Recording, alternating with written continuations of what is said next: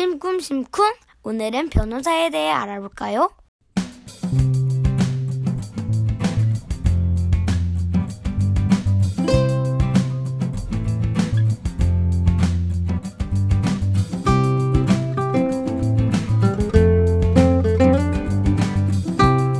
꿈이 있을 때 행복합니다. 꿈이 있을 때 도전합니다. 변호사나 판사, 검사 등 법조인의 꿈을 꾸고 있는 분들 많이 계시죠? 오늘은 그 중에 변호사님 한 분을 만나서 변호사의 꿈을 어떻게 이룰 수 있는지 변호사에 대한 여러 가지 궁금증을 풀어보도록 하겠습니다. 기대해 주시기 바랍니다. 오늘 친절한 길잡이가 되어주실 귀한 분을 이 자리에 모셨습니다. 심쿵심쿵 첫 번째 인터뷰의 주인공 유재풍 변호사님이십니다. 안녕하세요. 안녕하세요. 네, 반갑습니다. 네, 몇 년 만에 만나는 거죠? 글쎄요, 꽤 오래된 것 같네요. 저는 한 7년 정도 된 것 같습니다. 그렇게 오래됐어요? 네. 유재풍 변호사님은 아는 분들은 아시겠지만 너무 기독교계에서 어른이시고 또 본받는 본이 되는 그런 장로님으로 널리 알려져 있는 분이십니다. 과찬이. 이 시간 짧은 시간이지만 만나 뵙고 변호사에 대한 그 직업이 어떤 것인지 또 어떤 마음으로 변호사가 되셨는지 이런 내용들 나눠보도록 하겠습니다. 처음에 변호사가 왜 되어야겠다고 생각하셨나요? 제가 이제 대학 다니도 굉장히 오래됐고 네. 76년도에 대학에 들어갔어요. 76년도요. 네. 와. 그래서 저는 지방대학법과를 갔는데 네. 꼭 무슨 법조인이 되려고 간 건 아니었고요. 예. 제가 장학생으로 학교를 다니다 보니까 주위에 교수님들이나 선배님들도 많이 권유를 하셨고 네. 결정적인 계기는 하나님께서 저를 인도하신 것 같아요. 제가 군대에 일찍 갔다 와서 취업하려고 네. 해병대 시험을 봐놨었는데 학교에 제가 이제 장학생으로 계속 군대 갔다 와도 해주는지 물었었는데 그 학교 직원이 안 된다는 그런 말을 해가지고 제가 더 이상 확인도 안 해보고 그냥 고시 공부를 시작하게 됐습니다. 그런데 고시 공부를 하면서 이제 하나님께서 주신 소명을 깨달은 거예요. 네. 하나님께서 누구에게 저마다 다른 탤런트를 주시고 그 탤런트를 가지고 서로 섬기며 살려고 하셨는데 저한테는 특별히 이제 법률이라는 탤런트를 주신 것으로 생각을 하고 네. 그래서 내가 이제 그 시험 공부를 해서 법조인이 돼야 되겠다 이런 생각을 했고요. 제가 이제 그것을 가지고 다른 사람들을 섬기면서 사는 거다 이런 네. 마음가짐을 갖게 돼서 대학 1학년 가을부터 이제 시험 공부를 하게 됐던 거죠. 보통 변호사가 돼서 돈을 많이 벌고 좀 사회적으로 유명한 지위 높은 그런 자리에 올라가야겠다라는 생각을 할 수도 있을 것 같았는데 저는 그 당시에 뭐 그런 네. 생각은 해본 적이 없고요. 예. 어쩔 수 없이 밀려서 이거 시험 공부를 해야 되겠구나 하는 생각을 하면서 하다 보니까 이제 저는 크리스찬으로서 하나님께서 나에게 주신 소명이라는 이런 확신이 들었고 네. 제가 그때까지도 이제 20살 무렵이었습니다만 자라온 성장 배경이나 이런 게 굉장히 힘들었지만 또 제가 저에게 주신 탤런트는 이렇게 책을 많이 읽고 또 쓰고 이렇게 말하는 거 뭐 네. 이런 그 재능을 주셨어요. 그래서 이게 법조인으로서는 나에게 맞는 거다 이런 생각이 들었고 네. 그것이 하나님께 주신 소명이라는 생각을 가졌기 때문에 그 4년 가까운 그 시험 공부 기간을 감내할 수 있었습니다. 그렇군요. 소명이라는 것이 마음속에 있었기 때문에 네, 그렇습니다. 할 수 있었다는 거죠. 네. 그래서 우리 청소년 중에 변호사 꿈꾸는 분들도 그런 소명의 마음이 마음속에 꼭 있었으면 좋겠다는 생각이 들어요. 변호사가 되는 과정 요즘에 좀 쉽지 않은 것 같아요. 네. 로스쿨이라는 게 생겨서 네. 그냥 사법고시만 보는 것이 아니라 로스쿨에 들어가야 이중에 고생이죠. 그렇죠. 예, 저희 때는 이제 사법시험이라는 시험에 합격하면 됐는데 물론 그게 굉장히 어려웠었습니다. 한 2만 명쯤 시험 보면 한 100명 내외로 이제 시험이 되고 이제 그런 시절이었거든요. 벌써 뭐 40년이 더 된 세월이니까 그렇죠. 굉장히 오래된 거고요. 네. 요즘은 이제 제도가 바뀌어서 미국식으로 로스쿨이라는 것이 법학 전문 대학원이라는 것이 생겨서 네. 이제 거기에 학부를 졸업한 다음에 이제 입학 시험에 또 합격을 해야 되고 네. 그 다음에 3년 동안 공부한 다음에 또 변호사 시험을 봐야 되거든요. 그러니까 이제 입학하는 것도 힘들고 그 다음에 변호사 시험 되는 것도 지금은 반 정도밖에 안 됩니다. 그리고 이제 나름대로 또 어려운 과정이 있긴 있습니다만은 예전보다는 그렇게 어려운 건 아닙니다. 저희가 공부할 때에 비하면. 그렇군요. 일단 로스쿨 들어갈 때 한번 걸러주는 건가요? 그렇죠. 아주 우수한 전국에서 우수한 사람들이 미국도 마찬가지인데 네. 우수한 사람들이 이제 일단 대학 학부 성적이 좋아야 되고요. 네. 그리고 이제 리트라고 그래가지고 법학전문대학원 적성 시험 네. 그 점수를 좀 잘 받아야 되고요. 네. 그래서 이제 면접을 통해서 이제 입학 허가를 받으면 그다음에 3년간 공부를 한 다음에 졸업 후에 변호사 시험을 봐야 되죠. 그렇군요. 예전에는 제가 보니까 고시 폐인이라고 해서 사법고시 때문에 계속 합격하기 위해서 40대, 50대까지 그렇게 에너지를 낭비하는 그런 모습들 봤거든요. 네, 바로 그런 것 때문에 네. 이제 소위 로스쿨 제도, 법학전문대학원 제도가 이제 생긴 것이고요. 네. 이제 한 10년 정도 된 걸로 알고 있습니다. 지금 네. 시작된 지가. 그래서 그렇게 고시 낭인, 뭐 고시 폐인 이런 네. 것들을 방지하기 위해서 그 전에는 이제 자격 제한이 없었거든요. 아무나 그렇죠. 대한민국 국민이면 누구나 시험을 볼 수가 있었거든요. 학력이나 네. 뭐 경력이나 제외하고. 그래서 평생을 공부한 분도 없잖아 있었고. 그러니까요. 제 친구 중에도 한 20년 넘게 고시 공부를 했던 아이고. 분이 있는데, 하여튼 그런 피해를 막기 위해서 이 법학전문대학원 제도를 이제 만든 것이고. 그런데 지금 또 하나 이제 어려운 점은 법학전문대학원 제도가 한 10년 정도 진행이 됐는데. 네. 거기에서도 이제 합격률이 자꾸 떨어지니까 그 정원의 3분의 2, 70% 정도만 합격을 시키다 보니까 응시자의 반이 되기가 어렵거든요. 네. 또 다시 지금도 좀 어렵긴 합니다. 다시 또 누적되면서 네. 쌓여가는 5년 동안 시험을 볼 수 있거든요. 그렇군요. 5년의 기회가 주어지는군요. 네. 변호사가 되는 길이 쉽진 않지만 이렇게 변호사의 길에 접어들었을 때 어떤 보람이 있는지 궁금해요. 예, 정말 뭐 보람이 많죠. 그 사람이 모인 곳에는 당연히 법이 있습니다. 네. 사람이 있는 곳에 법이 있다는 그런 법격언이 있는 것처럼 우리가 지켜야 될 규율이 있거든요. 네. 그래서 그런 규율을 위반하는 경우에 어떻게 처리해야 될 것인가, 이것이 이제 법률 제도인데 보호받아야 될 사람들이 당연히 보호받기 위해서는 그걸 위반하는 사람들을 처벌해야 되고 어떤 네. 페널티를 주기도 하고 이렇게 하는데, 그런 과정을 책임지고 있는 분들이 법조인이거든요. 그래서 일정한 그 과정을 거쳐서 자격이 있는 분이 당연히 이런 것들을 진행을 해야 되기 때문에 법조인이 필요합니다. 그런데 이제 어느 사회든지 앞으로 뭐 우리가 21세기에서 AI 시대라고 하더라도 법조인이 네. 없어질 수는 없고요. 물론 이제 AI의 도움을 받을 수는 있습니다만은 그래서 이 사회 정의에 대해서 관심을 가지고 있는 이런 사람. 네. 그리고 또 자기가 독해 능력, 그러니까 많은 책을 읽을 수 있고 그걸 해석할 수 있고 적용하기 위해서 말하기, 글쓰기 이런 능력이 있는 이런 사람들이 이제 법조인으로서 활동을 할 수 있는 것이죠. 네. 그러고 보니까 우리 유재풍 변호사님은 신문 사설도 많이 쓰시고 칼럼도 많이 쓰시는 것 같더라고요.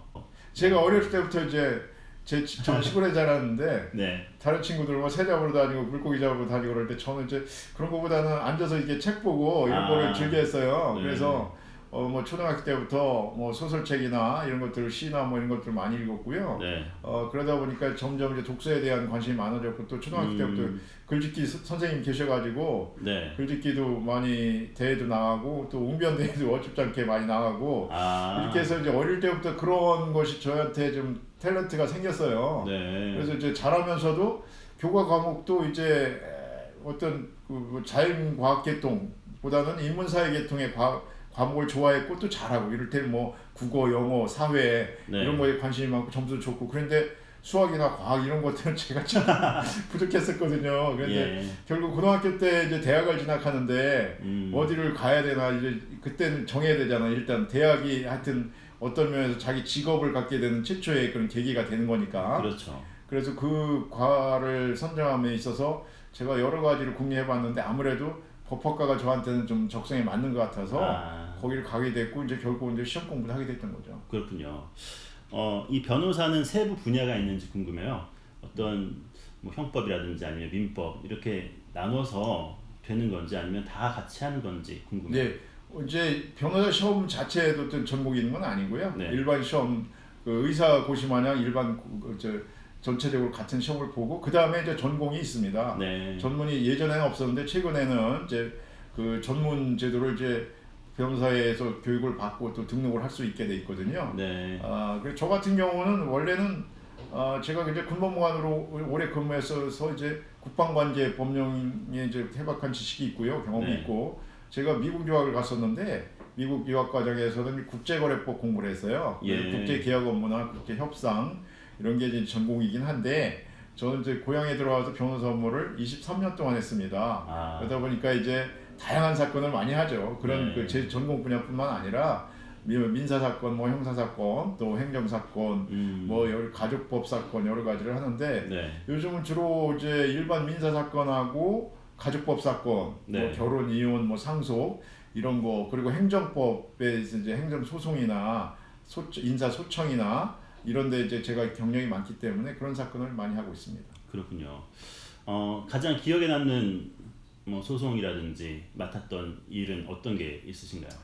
형사 사건 중에 네. 옛날 선한 사마리아 사건이라고 있어요. 선한 사마리아요? 네. 제 사무장이 그런 이름을 지어줬는데 네. 어떤 분이 아침에 자기 아이를 이제 학교 태워다 주기 위해서 학교에 이제 태워다 주고 돌아오는데 오토바이에 친 사람을 네. 발견하고 바로 병원에 이제 입원을 시킨 적이 있거든요. 네. 그런데 경찰에서 거꾸로 이 사람이 친 거다 이렇게 오해를 해가지고 네. 이분을 이제 피의자로 해가지고 계속 조사를 하고 재판까지 간 거예요. 아이고. 근데 그 재판 단계에 제가 이제 선임하게 됐는데 네. 제가 여러 가지 조사를 거쳐서 이분이 진범이 아니라는 것을 밝혀냈거든요. 네. 그래서 이제 그 제 사무장이 그 예수 믿는 사람 아니었는데 그 영어책에서 배운 굿 서메리턴 네. 굿 서메리턴 그 스토리를 이제 알게 됐는데 하여튼 이건 선한 사마리아 사건이다. 자기가 선한 일을 하다가 네. 잘못돼서 오히려 거꾸로 몰려가지고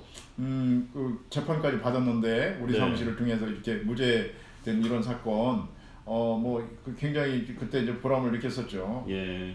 아까 변호사가 되려면 글쓰기 그리고 이해하고 책 읽는 것 이런 것들 좀 좋아야 된다고 했는데 그 이외에 어떤 것들에 관심을 가지면 변호사의 자질을 좀 가질 수 있을까요? 네, 요즘은 그래서 이제 그 법학전문대학원 제도라는 게 생겨서 거기서 네. 3년을 공부하기 때문에 그 전에는 이제 그냥 학부에서 법학 전공을 하거나 아니면 뭐 혼자도 이제 공부한 경우가 많이 있었지만은 네.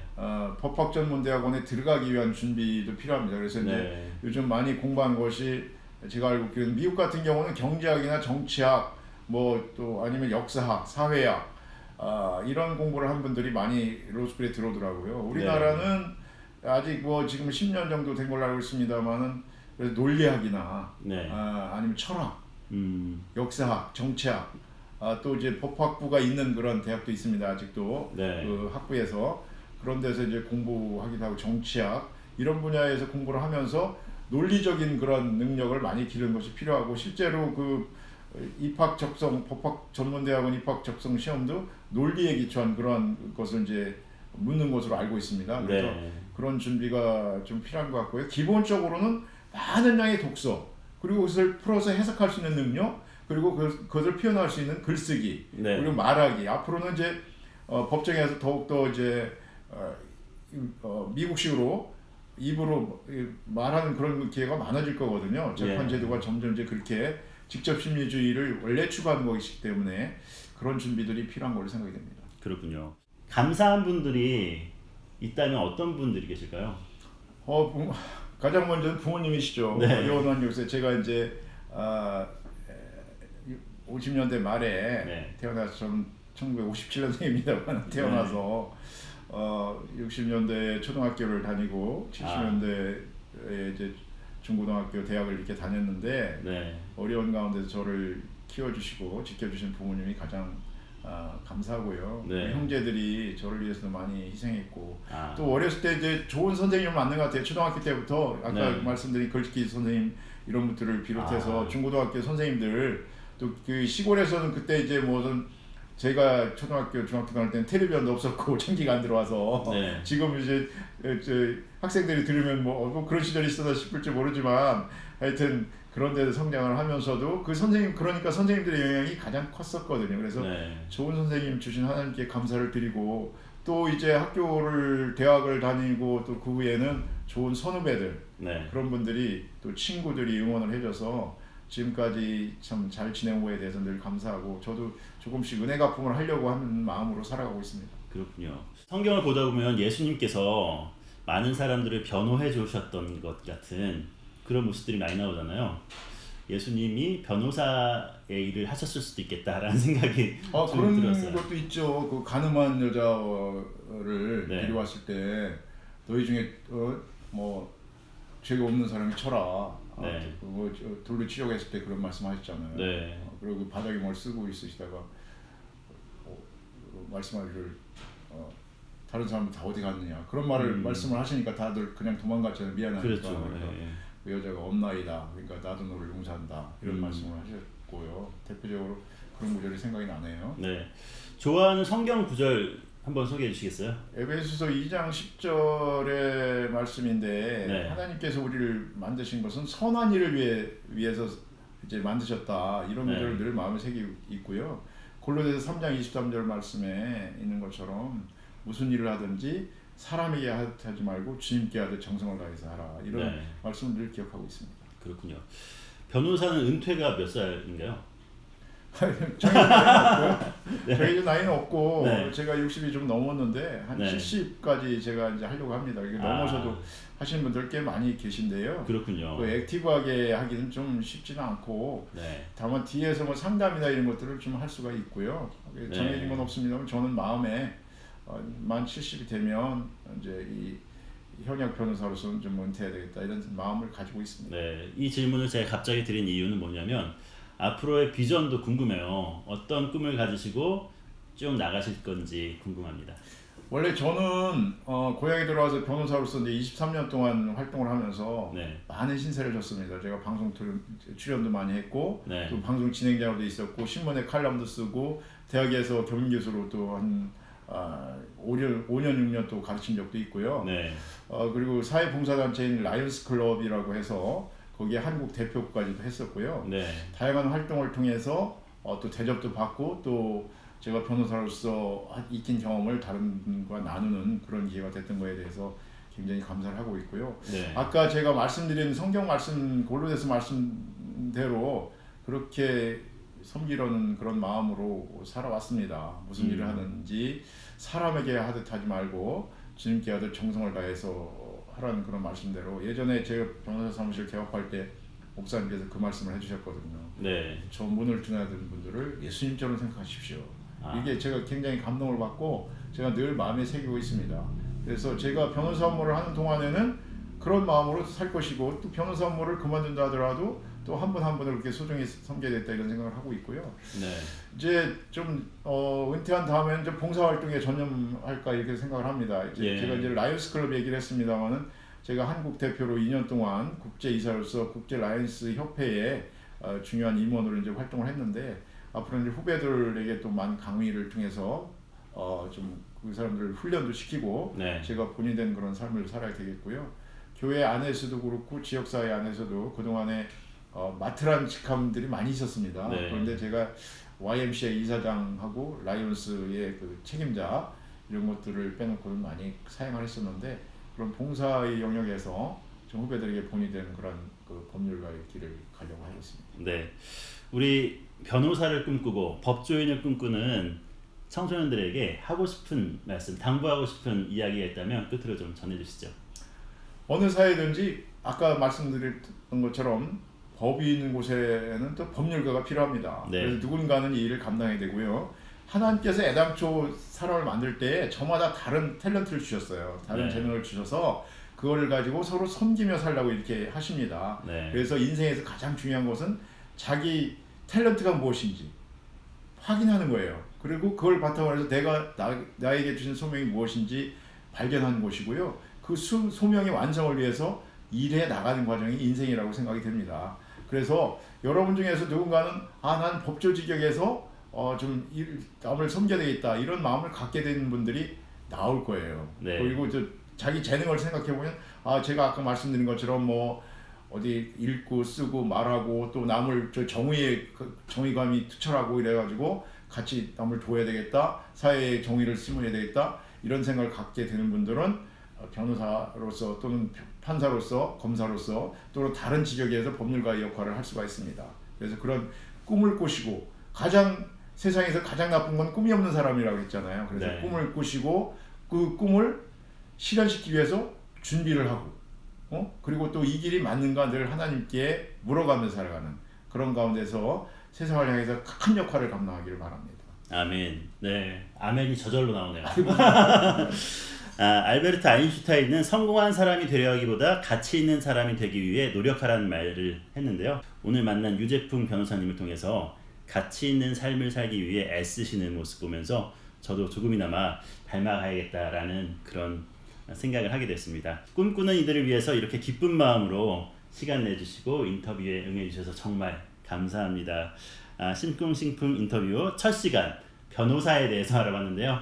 댓글로 시청 소감이나 또 내가 꿈꾸는 일들을 남겨주시면 여러분들의 꿈을 같이 응원하면서 또 도전하고 찾아보는 그런 시간 갖도록 하겠습니다. 이 인터뷰를 보고 분명히 많은 청소년들이 꿈을 갖게 되고 또 그 길을 향해서 열심히 뛰어가리라 생각됩니다. 그렇게 했으면 좋겠습니다. 고맙습니다. 네, 감사합니다. 심쿵심쿵 오늘은 변호사에 대해 알아봤습니다. 구독과 좋아요 부탁드립니다.